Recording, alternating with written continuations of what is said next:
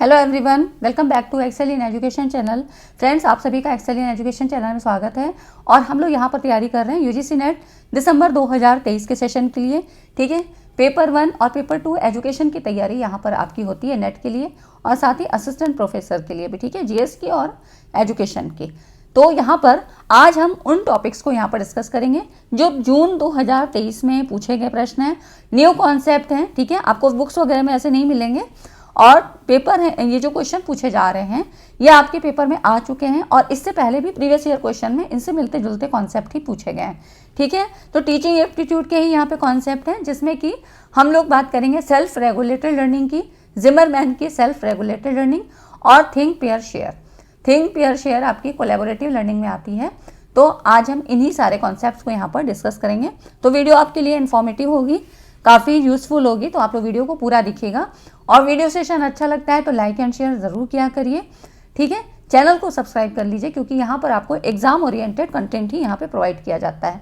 ठीक है, Telegram channel को भी ज्वाइन कर लें, क्योंकि वहाँ पर पीडीएफ जब कंप्लीट हो जाती है, तैयार हो जाती है, तो मैं आपको वहाँ पर प्रोवाइड कर देती हूँ, जैसे कि करंट अफेयर। ठीक है, वीडियो अगर नहीं बन पाई तो मैं आपको कंटेंट वहाँ पर दे देती हूँ। तो आप लोग जो है टेलीग्राम चैनल को भी ज्वाइन करिए। चलिए स्टार्ट करते हैं। देखिए, यहाँ पर ये क्वेश्चन आपका आया था 14 अक्टूबर 2022 में शिफ्ट 1 में, और आज भी मतलब जो जून 2023 की परीक्षा हुई है इसमें भी ये जो है सेल्फ रेगुलेटेड लर्निंग यहाँ पर पूछी गई है। ठीक है, किसकी है? जिमरमैन की है। ठीक है, जिमरमैन कौन थे? इन्होंने 1998 में एक सामाजिक संज्ञानात्मक मॉडल का सुझाव दिया था।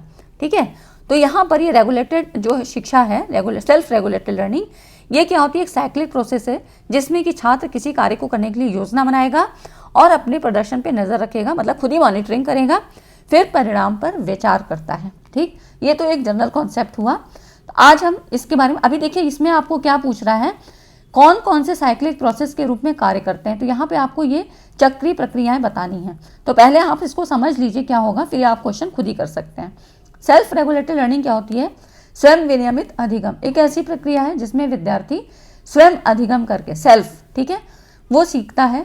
विद्यार्थी किसी कार्य को करने के लिए योजना बनाता है और इस कार्य को करने में फिर शिक्षक मदद करते हैं। ठीक है, वाइगोत्स्की की थ्योरी में भी हमने यही पढ़ा था, कल मैंने आपको पढ़ाया था वाइगोत्स्की की थ्योरी, जिसमें कि ZPD का सिद्धांत था, जहाँ पे क्या था कि बच्चे खुद से कोशिश करते हैं, उसके बाद मोर नॉलेजेबल अदर, MKO, इसका यहाँ पर प्रिंसिपल काम करता है, मतलब फिर वो किसी की हेल्प लेके आगे अपना लर्निंग करते हैं, है ना। इतनी चीज़ें आपको बताई थी, वही चीज़ सेम टू सेम यहाँ है, शिक्षक कार्य को करने में विद्यार्थी की मदद करते हैं। ठीक, तो ये हो गया सेल्फ रेगुलेटेड लर्निंग। अब देखिए, इसमें जो सेल्फ रेगुलेटेड लर्निंग का मेन उद्देश्य क्या होता है, इसमें ये होता है कि ऑटोनोमस लर्नर तैयार करना। ऑटोनोमस लर्नर मतलब कि वो खुद से ही सारी चीज़ों को सोचे, है ना, उसका जो मेटाकॉग्निशन लेवल है वो इतना अच्छा हो, उसकी थिंकिंग लेवल इतनी बढ़िया हो कि वो हर चीज़ सोचे। तो जो स्वयं विनियमित अधिगम है, इसका अर्थ है उन सभी स्ट्रेटजी, अधिगम पद्धतियाँ और जो सूत्र, मतलब इन सब से संबंधित होता है, जो कि लर्नर को ऑटोनोमस लर्नर बनाती है। ठीक है, अधिगम में रोचकता का और इफेक्टिवनेस का भी विकास होता है, प्रभाविकता का विकास होता है। लर्नर ये जान जाता है कि किस प्रकार अधिगम किया जाता है, विषय के रटने पर जोर नहीं दिया जाता है। ठीक है, तो यहाँ पर देखिए कुछ चीज़ें आपको दिख रही होंगी। ठीक, यहाँ पर देखिए सेल्फ इवेल्युएशन हो जाता है, क्यूरियसिटी होती है ना, लव ऑफ लर्निंग, लर्निंग के लिए वो खुद से जो है प्रेरित होता है ना, एप्रोप्रिएट जो है मेंटल प्रोसेस, उसके बाद ऑपरेटिंग, डिसीजन मेकिंग, ये सारे क्या है उसके लर्निंग के जो फैक्टर हैं वो अपने आप आते हैं। प्लानिंग करता है, वर्किंग टू इन ग्रुप्स, है ना। उसके बाद यहाँ पर देखिए जो चीज़ें क्लियर हैं, इनिशिएटिव, है ना, और कम्युनिकेटिंग, ये सारी जो है उसमें स्किल अपने आप आती है। ये सारी चीज़ें इसमें ये आपकी ऑटोनोमस लर्नर के लिए यहाँ पर ये तैयारी होती है ना। वो ये समझ जाता है कि मुझे चीज़ों को रटना नहीं है, अपने आप कैसे समझना है। तो इस तरह से इसका जो मेन फंक्शन क्या होता है, मेन जो ऑब्जेक्टिव इसका क्या है, उद्देश्य क्या है कि लर्नर स्वयं सीखे, उसमें निर्भरता, सेल्फ डिपेंडेंसी का विकास हो, है ना। तो ये सारी चीज़ें इससे संबंधित होती हैं। थोड़ा सा और देख लेते हैं। तो इसके उद्देश्य क्या हो गए, जो स्वयं विनियमित, जो सेल्फ लर्निंग जो है, सेल्फ रेगुलेटेड लर्निंग है, इसका उद्देश्य तकनीक के द्वारा बच्चों को तथ्यों का ज्ञान कराना है, और ये बताया जाए कि तथ्यों का ज्ञान कैसे किया जाता है ना। तो मतलब इसके द्वारा उनमें वैज्ञानिक और विवेचनात्मक दृष्टिकोण का विकास होता है और भावों का निर्माण होता है, क्योंकि अपने आप से वो चीज़ें सीख रहे हैं। तो यही हो जाता है जो मैंने आपको बताया कि यहाँ पे जो स्ट्रेटजी यूज होगी, जो मेथड्स होंगे, वो सारे आपको उसको ऑटोनोमस लर्नर बनाने का काम करेंगे, स्वायत्त, है ना, अपने आप से करने वाला, ऑटोनॉमी उसके अंदर होगी, है ना। ठीक है, अब यहाँ पर देखिए, अब इसके कुछ चरण होते हैं। सेल्फ रेगुलेटरी लर्निंग के 3 फेजेस होते हैं, किसके अकॉर्डिंग? जिमरमैन। इन्होंने 2002 में अपनी चीज़ें बताई। कौन कौन से हैं? देखिए, समझ लीजिए, फोर थॉट मतलब दूरदर्शिता, ठीक है, परफॉर्मेंस क्या होता है? प्रदर्शन, ठीक है, और उसके बाद सेल्फ रिफ्लेक्शन मतलब आत्मचिंतन। तो ये क्या है? ये इसके 3 फेजेस हैं, इनको जरूर याद रखिएगा। और उसके बाद देखिए फोर्थ थॉट में क्या आ जाएगा? फोर्थ थॉट में सबसे पहला गोल सेटिंग, है ना। यहाँ पर गोल सेटिंग है, मतलब एक उद्देश्य निर्धारित किया गया, लक्ष्य निर्धारित किया गया, स्ट्रेटजी प्लानिंग, फिर प्लानिंग बनाएगा, और उसके बाद सेल्फ मोटिवेशन बिलीफ्स, उसको अपने आप में विश्वास आएगा। तो यहाँ पर देखिए, ये वाला जो है आपका कह रहा है कॉग्निटिव, है ना। ये 2 चीज़ें, सेल्फ जो है स्ट्रेटजी प्लानिंग, ये सारी क्या है आपकी कॉग्निटिव में आएंगी, और ये वाली जो है बिलीफ्स, विश्वास वाला अफेक्टिव डोमेन, ठीक है। और यहाँ पर उसके बाद देखिए परफॉर्मेंस आती है, लर्निंग जो है, लर्निंग होगी मतलब परफॉर्मेंस से मतलब प्रदर्शन, जो उसने सीखा अब उसका वो प्रदर्शन करेगा, उसके जो है एक्टिविटीज़ के द्वारा पता लगेगा कि उसकी जो है परफॉर्मेंस कैसी है। तो सेल्फ कंट्रोल और सेल्फ मॉनिटरिंग, ठीक है, यहाँ पर उसके द्वारा आत्मनियंत्रण, सेल्फ कंट्रोल और मॉनिटरिंग मतलब खुद से उसकी निगरानी, अपने से निगरानी करता है। सेल्फ निगरानी मतलब सेल्फ मॉनिटरिंग, स्व निगरानी मतलब अपने आप से वो निगरानी करेगा, क्या चीज़ें कमी है, क्या अच्छा है, ठीक। उसके बाद सेल्फ रिफ्लेक्शन, जिसको प्रतिबिंब कहते हैं, या आत्मचिंतन, ठीक है। तो यहाँ पर सेल्फ इवेल्युएशन करेगा, अपने आप अपना मूल्यांकन, और सेल्फ सेटिस्फैक्शन, फिर उसको आत्मसंतोष की प्राप्ति होगी, सही है गलत है जो भी हो वो उसका सेटिस्फैक्शन होगा, ठीक। तो ये जो इसके अंदर के स्टेप्स हैं, इन्हें ज़रूर याद रखिएगा कि 3 फेजेस की तो है, और ये क्या है, ये स्टेप्स जो हैं सिक्वेंशियल होते हैं, मतलब सीक्वेंस में है, देख रहे हैं, फर्स्ट, सेकेंड एंड थर्ड। और यही आपसे क्वेश्चन में पूछ रहा है कि आपको स्टेप में लगाने हैं, सीक्वेंस में आपको लगाना है, ठीक है। तो यहाँ पर ये जो लर्नर है, सेल्फ इनको जो है सीक्वेंस में ही इनको फॉलो करता है, और इस तरह से नॉमिनल मतलब जो इनके नामों के हिसाब से है, इन्हीं सीक्वेंस को यहाँ पे फॉलो करेगा, ठीक है। तो आपको इसी के अकॉर्डिंग यहाँ पर क्वेश्चन का जवाब दे देना है, जिसमें कि आपसे ये क्वेश्चन पूछ रहा है। तो इसमें देखिए, आप अब समझ सकते हैं ना कि पहला ए होगा, मतलब टास्क बना, फिर सेल्फ मोटिवेशन बिलीफ्स, है ना। अब जो उसमें आए हैं वो आप यहाँ से सिलेक्ट कर सकते हैं, ठीक। तो इसका ये जो ए ऑप्शन है ये सही हो जाएगा, ठीक है। तो उनको आपको नहीं भूलना है, ठीक है। अब आगे देखते हैं यहाँ पर, तो ये हो गया आपका। उसके बाद अब ये देखिए, ये इसी का आंसर है, ठीक है, जो उन्होंने बताया जिमरमैन के आंसर, ये जो पहला क्वेश्चन था इसी का ये आंसर है कि पहले आपको टास्क मिलेगा, फिर विश्वास आएगा, फिर सेल्फ कंट्रोल होगा, आत्मनियंत्रण, फिर ऑब्जर्वेशन होगा, आत्मनिर्णय होगा, और फिर आत्म प्रतिक्रिया, है ना, जिसको कि उसने कहा सेल्फ सेटिस्फैक्शन। अब देखिए उसके बाद है नेक्स्ट जो क्वेश्चन है, उसमें यहाँ पर जो है ये कह रहा है कि which of the following describe the benefit of think pair technique of learning. कौन सा अधिगम के थिंक पेयर शेयर तकनीक के लाभ का वर्णन करता है। तो जो थिंक पेयर शेयर टेक्निक है ये आपकी किससे संबंधित है? ये आती है आपकी कोलैबोरेटिव लर्निंग से, ठीक है, ये इससे संबंधित है।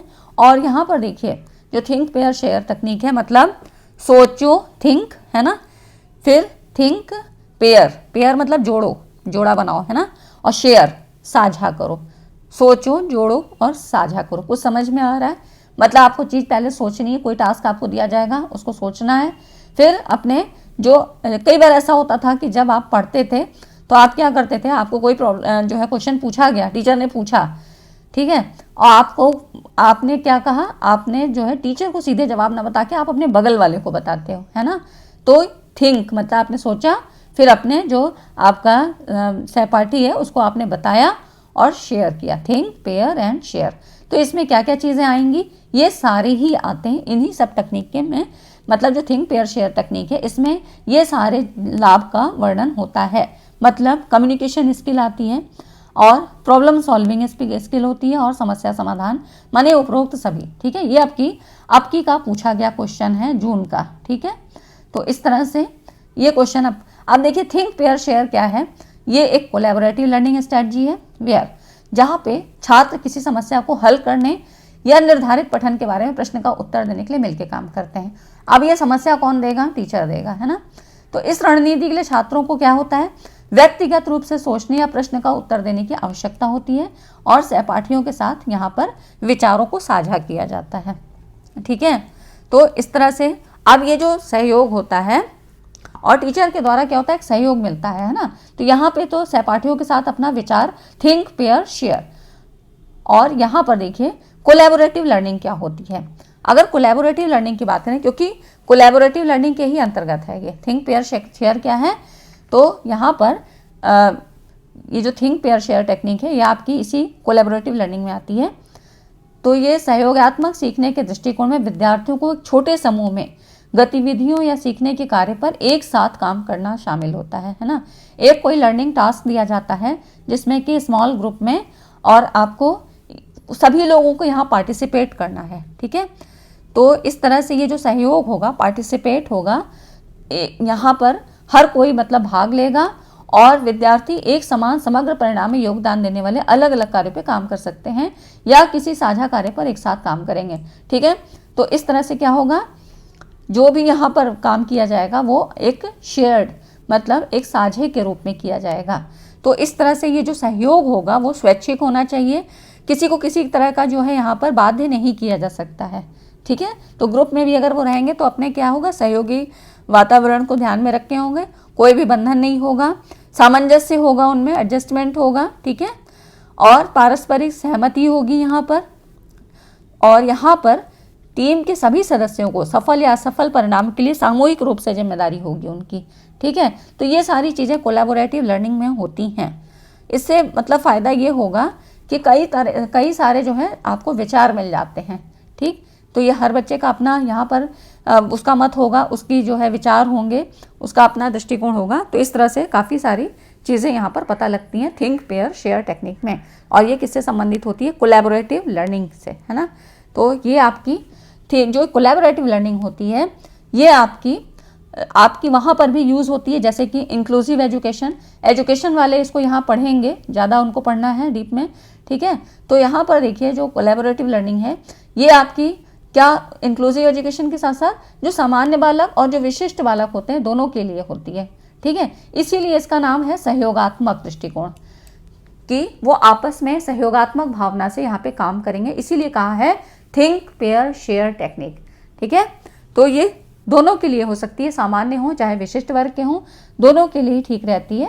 ठीक है, अब इसमें क्या होता है? कोलैबोरेटिव लर्निंग में यहाँ पर सहकर्मी से सहकर्मी मतलब पीयर टू पीयर, साथ वालों के साथ भी या लॉन्गर ग्रुप या बड़े समूह में भी हो सकती है। ठीक है, सहकर्मी शिक्षा मतलब पीयर इंस्ट्रक्शन या सहकर्मी निर्देश एक प्रकार की सहयोगात्मक शिक्षा है ना। मतलब कोलैबोरेटिव लर्निंग है जिसमें अवधारणाओं पर चर्चा करने या समस्याओं के समाधान खोजने के लिए एक प्रॉब्लम होगी, उसको सॉल्व करना होगा। छोटे या मतलब जोड़े में या छोटे समूह में काम करने वाले छात्र शामिल होते हैं। ठीक है, मतलब वर्किंग इन पेयर्स और स्मॉल ग्रुप। ठीक है, तो यहाँ पर करेंगे, कॉन्सेप्ट को डिस्कस करेंगे और यहाँ पर इस विचार के समान मतलब अब क्या है, यहाँ पर कोई एक इंडिविजुअल की बात नहीं हो रही है, या तो पेयर में होंगे या ग्रुप में होंगे, छोटा ग्रुप हो या बड़ा ग्रुप हो, कोई भी हो सकता है। तो इस तरह से क्या हुआ, हर व्यक्ति का यहाँ पर काफ़ी लोग जुड़े, तो एक इंडिविजुअल की बजाय यहाँ 2 से 3 या ज़्यादा लोग भी हो सकते हैं, उन सबके विचार यहाँ पर शामिल होंगे। तो मतलब यही कहा गया है कि 2 या 3 दिमाग मतलब ज़्यादा लोग होंगे, उनका अपना अपना सबकी जो है मेंटल लेवल के हिसाब से यहाँ पर व्यू आएंगे, मतलब विचार पता लगेंगे। तो इस तरह से यहाँ पर रिसर्चर ने पाया कि सहकर्मी निर्देश के माध्यम से छात्र जो भी मिसअंडरस्टैंडिंग होती है उसको दूर करके गलत फहमियों को स्पष्ट करके एक दूसरे को पढ़ाते हैं। ठीक है, तो यहाँ पर मतलब ये चीज़ हो सकती है कोलैबोरेटिव लर्निंग से, अगर किसी को कोई प्रॉब्लम हो रही है तो वो बच्चे आपस में ही समझ सकते हैं, समझा सकते हैं। ठीक है, तो ये दोनों के ही लिए अच्छा रहता है कि अगर कोई प्रॉब्लम किसी को है, किसी तरह से है, दूसरे को वो समझ में आ रही है, तो यहाँ पर सहयोगात्मक दृष्टिकोण से कर सकते हैं और कोई यहाँ बंधन नहीं होता है। तो इससे फ़ायदा क्या होगा कि उन विचारों का विकास भी होता है जिसके बारे में टीचर ने कभी सोचा ही नहीं, और उन सभी संसाधनों का सदुपयोग हो जाता है जो कि उनके पास हैं। ठीक है, तो इस तरह से एक क्या होता है, एक जो सोशल एनवायरनमेंट होता है वो भी डेवलप होता है। ठीक है, सहयोगी संचार तंत्र का विकास होता है, मतलब एक कम्युनिकेशन लेवल यहाँ पर अच्छा होता है, एक कम्युनिकेशन स्किल डेवलप होती है सभी के बीच में, है ना। तो मतलब सभी लोग क्या है, अवेयर होते हैं। ठीक है, और जो भी प्रॉब्लम सॉल्विंग होती है उसमें सभी का सहयोग होता है। तो प्रॉब्लम अब मतलब सबको पता है कि कोई भी प्रॉब्लम होगी तो मुझे सोचना है, तो सभी क्या होंगे, अवेयर रहेंगे। ठीक है, कोई भी ऐसा जो है, सभी एक्टिव मोड पे रहेंगे, कोई भी ऐसा पैसिव नहीं रहेगा। तो ये सब इसके कुछ फायदे होते हैं। ठीक है, अब देखिए advantage of think pair share, जो कि क्वेश्चन में आपका है। इससे क्या होगा, छात्रों को किसी विषय के बारे में व्यक्तिगत रूप से सोचने या प्रश्न का उत्तर देने में मदद करता है। ठीक है, और देखिए यहाँ पर छात्रों को सहपाठियों के साथ विचार करना, मतलब विचार को शेयर करना सिखाता है, और यहाँ पर जो आपकी ओरल कम्युनिकेशन स्किल है ये डेवलप होती है। ठीक, मौखिक संचार कौशल, ये ध्यान केंद्रित करने और छात्रों को पठन सामग्री को समझने में भी मदद करता है। ठीक है, ये फोकस मतलब engage student understanding the reading material, मतलब कोई भी प्रॉब्लम है तो उसके बारे में सोचने समझने की अपनी उसके थिंकिंग पावर भी बढ़ती है। ठीक है, तो इस तरह से ये इसके कुछ एडवांटेज होते हैं।